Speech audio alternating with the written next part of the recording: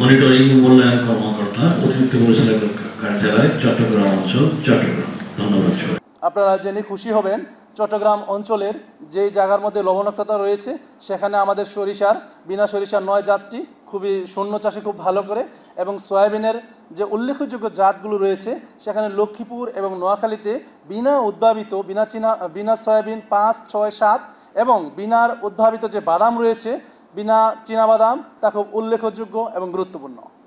বিনার 14টি আমাদের যে সাবস্টেশন রয়েছে সেই 14টি সাবস্টেশন সংলগ্ন বিনা ভিলেজ স্থাপন করা হয়েছে। এখানে আমরা কৃষকদের জন্য আমাদের যে লাভজনক প্রযুক্তি, কৃষকের জন্য যে লাভজনক প্রযুক্তি সেগুলো দেয়া হয়। এখানে শুধুমাত্র কিন্তু বিনার প্রযুক্তিগুলো নয়, অন্যান্য গবেষণা প্রতিষ্ঠান বা অন্যান্য প্রতিষ্ঠানের যে প্রযুক্তিগুলো আছে সেই প্রযুক্তিগুলো দেয়া হয়। যে আপনার ক্রপ যখন আপনি করবেন সোয়িং পিরিয়ডটা, সোয়িং টাইমটা কিন্তু স্যালারিটির জন্য ইম্পর্টেন্ট। সোয়িং স্টেজটা যদি আপনার স্যালারিটি কম থাকে এটা সারভাইভ করে ফেলবে, কিন্তু সোয়িং স্টেজে যদি স্যালারিটি বেশি হয় এটা সারভাইভ করবে না। এই সিজনে আপনার সবচেয়ে প্রথম যে কাজটা করতে হবে quality of irrigation water ensure করতে হবে। মুগের ক্ষেত্রে সোনামুগ যেটা লোকাল এবং বাড়ি মুগ সয় সেটাই বেশিরভাগ এখানে আবাদ হয়, এবং হলুদের ক্ষেত্রে আমাদের স্থানীয় আবাদটি এখানে সবচেয়ে বেশি হয়। আর গ্রীষ্মকালীন এখানে অন্যান্য যে সবজিগুলো এখানে বলা হয়েছে সেগুলো আমাদের সব বাজারে হাইব্রিড জাতের এখানে আমাদের আবাদ হয়ে থাকে। আমনের ক্ষেত্রে টোটাল 1,43,302 হেক্টর আমাদের উপসি হয়। এই উপসি আমাদের মধ্যে টপ পাইপের মধ্যে আমাদের এখানে বিনার এখনো জাত আমরা হয়তো আনতে পারি নাই, সামনে হয়তো আসবে। 21,686 যে হেক্টর জমি আছে এইখানে কিন্তু আমরা সরিষা, মুগ, চীনাবাদাম অথবা সয়াবিন এইগুলো আমরা এই ফসলের মধ্যে এই জাতগুলো বিনা উদ্ভাবিত জাতগুলো আমাদের এখানে অন্তর্ভুক্তি করতে পারছি, এবং আমরা ভবিষ্যতেও পারবো যে এইগুলো এক্সটেনশন করা যাবে। এটা আসলে বাংলাদেশ পরমাণু কৃষি গবেষণা ইনস্টিটিউট এ পর্যন্ত প্রায় 35টি জাত উদ্ভাবন করেছে। এর ভিতরে যেরকম লবণাক্ততা সহিষ্ণু জাত রয়েছে, সেক্ষেত্রে আমাদের খরা সহিষ্ণু জাত রয়েছে, সেখানে আমাদের হাই টেম্পারেচার টলারেন্ট যেটা এরকম জাত রয়েছে, যে জাতগুলো এই এলাকার জন্য উপযোগী।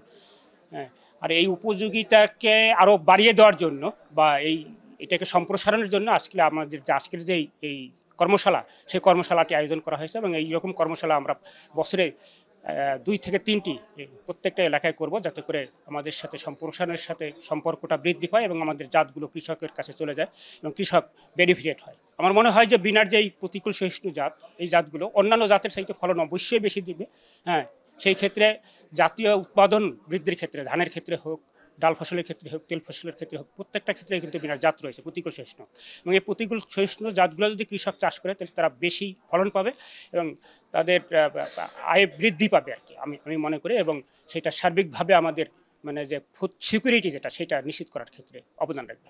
জাত বিনা ধান 20, এটা কিন্তু জিঙ্ক সমৃদ্ধ। তারপরে আছে এই যে আমাদের চট্টগ্রামে কিন্তু আঁশ হিসাবে পাট ব্যবহার করে না, শাক হিসাবে ব্যবহার করে।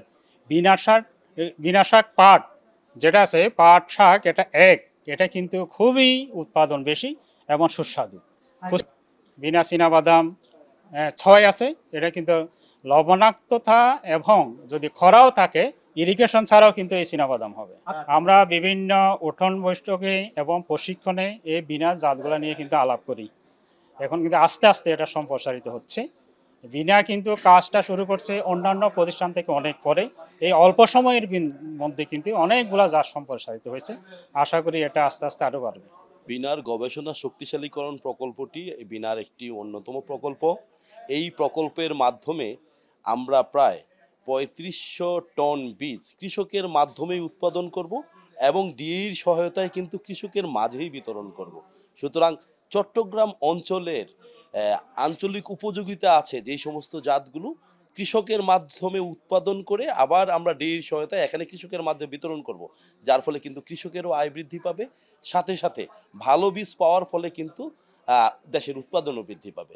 সুতরাং বিনার গবেষণা শক্তিশালীকরণ প্রকল্পটি আঞ্চলিক উপযোগী জাত উদ্ভাবন করবে এবং জাতগুলা সম্প্রসারণের জন্য কাজ করবে, সাথে সাথে এখানকার কৃষকের আয় বৃদ্ধির জন্য কাজ করবে। এই কৃষির উৎপাদনের বৃদ্ধি অবশ্যই দেশের জিডিপিতেই মানে যোগ হবে। আমাদের বিনার যে জাতগুলা আছে, অঞ্চল উপযোগী যে জাতগুলা, এই জাতগুলা বেশি বেশি মানে চাষাবাদের মাধ্যমে এখানে জলবায়ুর যে ক্ষতিকর প্রভাব আছে, এই অঞ্চলটা জলবায়ু ক্ষতিকর প্রভাবে আছে, এই ক্ষতিটা কাটিয়ে যাতে ফসলটা উৎপাদন হয়, বিনা গবেষণা শক্তিশালীকরণ প্রকল্পের মাধ্যমে আমরা আসলে এই কাজটি করে যাচ্ছি। আমাদের এই অঞ্চলে সম্প্রসারণযোগ্য জাতগুলোর মধ্যে আছে বিশেষ করে চীনাবাদাম, আমাদের বিনা চীনাবাদাম 6, বিনা চীনাবাদাম 8, আমাদের সয়াবিন আছে, আমাদের ধানের মধ্যে লবণাক্ত সহিষ্ণু জাত বিনা ধান 8, বিনা ধান 10 এবং আউশের জাত খরা সহিষ্ণু জাত বিনা ধান 19, বিনা ধান 21, তারপরে অন্যতম একটি জাত বিনা লেবু 1, যেটি বীজবিহীন, সুগন্ধি এবং 12 মাস ধরে, যার ফলে কিন্তু ভিটামিন সি এর অভাবটা দূর হবে। আমাদের 138টি জাতের মধ্যে এই অঞ্চলে প্রায় 20 থেকে 25টি জাত চাষাবাদ হচ্ছে এবং কৃষক এবং ডি থেকে স্টেক হোল্ডার থেকে নতুন কিছু চাহিদা এসেছে, আমরা ওইগুলো নিয়েও গবেষণা করছি। আমরা আশা করছি যে এই গবেষণার ফলে এই শক্তিশালীকরণ প্রকল্পের মাধ্যমে আমরা এই অঞ্চল উপযোগী আরও বেশ কিছু জাত দিতে পারব।